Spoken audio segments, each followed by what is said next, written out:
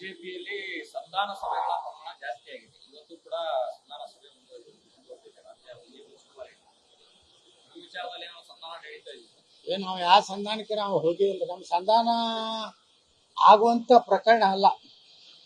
ಸಂಧಾನ ಪ್ರಕರಣ ಯಾವಾಗ ಪ್ರಾರಂಭ ಆಗ್ತದೆ ಅಂದ್ರೆ ಯಾರಿಂದ ಬಿಜೆಪಿ ಮುಳುಗ್ತಾ ಇದೆ ಆ ಒಂದು ಕುಟುಂಬ ಕರ್ನಾಟಕದ ಮುಖ್ಯ ದಾರದಿಂದ ಹೊರಗೆ ಹೋಗ್ಬೇಕು ಅಂದಾಗ ಸಂಧಾನ. ಅಲ್ಲಿವರೆಗೆ ಯಾರ ಜೊತೆ ಸಂಧಾನ ಮಾಡೋ ಪ್ರಶ್ನೆ ಉದ್ಭವ ಆಗುವುದಿಲ್ಲ.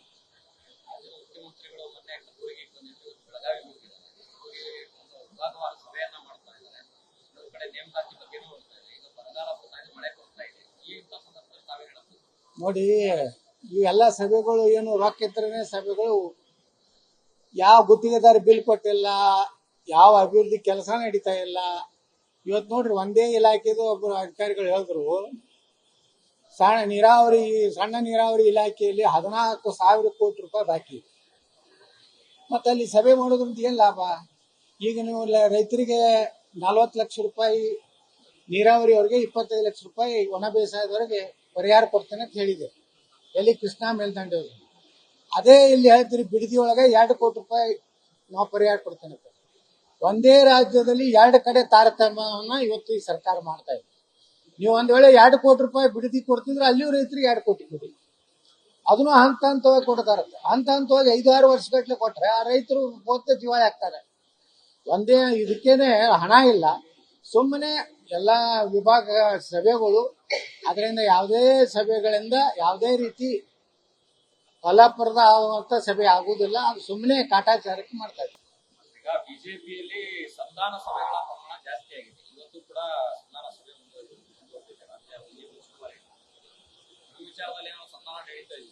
ಏನು ನಾವು ಯಾವ ಸಂಧಾನಕ್ಕೆ ನಾವು ಹೋಗಿಲ್ಲ. ನಮ್ಮ ಸಂಧಾನ ಆಗುವಂತ ಪ್ರಕರಣ ಅಲ್ಲ. ಸಂಧಾನ ಪ್ರಕರಣ ಯಾವಾಗ ಪ್ರಾರಂಭ ಆಗ್ತದೆ ಅಂದ್ರೆ ಯಾರಿಂದ ಬಿಜೆಪಿ ಮುಳುಗ್ತಾ ಇದೆ ಆ ಒಂದು ಕುಟುಂಬ ಕರ್ನಾಟಕದ ಮುಖ್ಯ ದಾರದಿಂದ ಹೊರಗೆ ಹೋಗ್ಬೇಕು ಅಂದಾಗ ಸಂಧಾನ. ಅಲ್ಲಿವರೆಗೆ ಯಾರ ಜೊತೆ ಸಂಧಾನ ಮಾಡೋ ಪ್ರಶ್ನೆ ಉದ್ಭವ ಆಗುವುದಿಲ್ಲ. ಮುಖ್ಯಮಂತ್ರಿಗಳು ಮೊನ್ನೆ ಕಲಬುರಗಿಗೆ ಬಂದಿದ್ದು, ಬೆಳಗಾವಿ ಹೋಗಿದ್ದಾರೆ, ವಿಭಾಗವಾರ ಸಭೆಯನ್ನ ಮಾಡ್ತಾ ಇದ್ದಾರೆ. ಇನ್ನೊಂದು ಕಡೆ ನೇಮಕಾತಿ ಬಗ್ಗೆ ನೋಡ್ತಾ ಇದೆ. ಈಗ ಬರಗಾಲ ಬರ್ತಾ ಇದೆ, ಮಳೆ ಕೊಡ್ತಾ ಇದೆ. ಈ ಇಂಥ ಸಂದರ್ಭದಲ್ಲಿ ತಾವೇ ಹೇಳಬಹುದು. ನೋಡಿ, ಇವೆಲ್ಲ ಸಭೆಗಳು ಏನು ರೊಕ್ಕ ಇದ್ರೇ ಸಭೆಗಳು. ಯಾವ ಗುತ್ತಿಗೆದಾರ ಬಿಲ್ ಕೊಟ್ಟಿಲ್ಲ, ಯಾವ ಅಭಿವೃದ್ಧಿ ಕೆಲಸ ನಡೀತಾ ಇಲ್ಲ. ಇವತ್ತು ನೋಡ್ರಿ, ಒಂದೇ ಇಲಾಖೆದು ಒಬ್ಬರು ಅಧಿಕಾರಿಗಳು ಹೇಳಿದ್ರು, ಸಣ್ಣ ನೀರಾವರಿ ಇಲಾಖೆಯಲ್ಲಿ 14,000 ಕೋಟಿ ರೂಪಾಯಿ ಬಾಕಿ. ಮತ್ತೆ ಅಲ್ಲಿ ಸಭೆ ಮಾಡೋದ್ರಿಂದ ಏನ್ ಲಾಭ? ಈಗ ನೀವು ರೈತರಿಗೆ 40 ಲಕ್ಷ ರೂಪಾಯಿ, ನೀರಾವರಿಯವರಿಗೆ 25 ಲಕ್ಷ ರೂಪಾಯಿ, ಒಣ ಬೇಸಾಯದವರೆಗೆ ಪರಿಹಾರ ಕೊಡ್ತೇನೆ ಅಂತ ಹೇಳಿದೆ.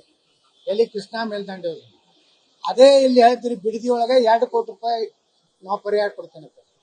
ಒಂದೇ ರಾಜ್ಯದಲ್ಲಿ 2 ಕಡೆ ತಾರತಮ್ಯವನ್ನ ಇವತ್ತು ಈ ಸರ್ಕಾರ ಮಾಡ್ತಾ ಇದೆ. ನೀವು ಒಂದ್ ವೇಳೆ 2 ಕೋಟಿ ರೂಪಾಯಿ ಬಿಡದಿ ಕೊಡ್ತಿದ್ರೆ ಅಲ್ಲಿಯೂ ರೈತರಿಗೆ 2 ಕೋಟಿ ಕೊಡಿ. ಅದನ್ನು ಹಂತ ಹಂತವಾಗಿ ಕೊಡ್ತಾರತ್ತೆ. ಹಂತ ಹಂತವಾಗಿ 5-6 ವರ್ಷಗಟ್ಲೆ ಕೊಟ್ರೆ ಆ ರೈತರು ಪೋತೆ ದಿವಾಳಿ ಆಗ್ತಾರೆ. ಒಂದೇ ಇದಕ್ಕೇನೆ ಹಣ ಇಲ್ಲ. ಸುಮ್ಮನೆ ಎಲ್ಲಾ ವಿಭಾಗ ಸಭೆಗಳು, ಅದರಿಂದ ಯಾವುದೇ ಸಭೆಗಳಿಂದ ಯಾವುದೇ ರೀತಿ ಫಲಪ್ರದ ಆಗುವಂತ ಸಭೆ ಆಗುವುದಿಲ್ಲ. ಅದು ಸುಮ್ಮನೆ ಕಾಟಾಚಾರಕ್ಕೆ ಮಾಡ್ತಾರೆ.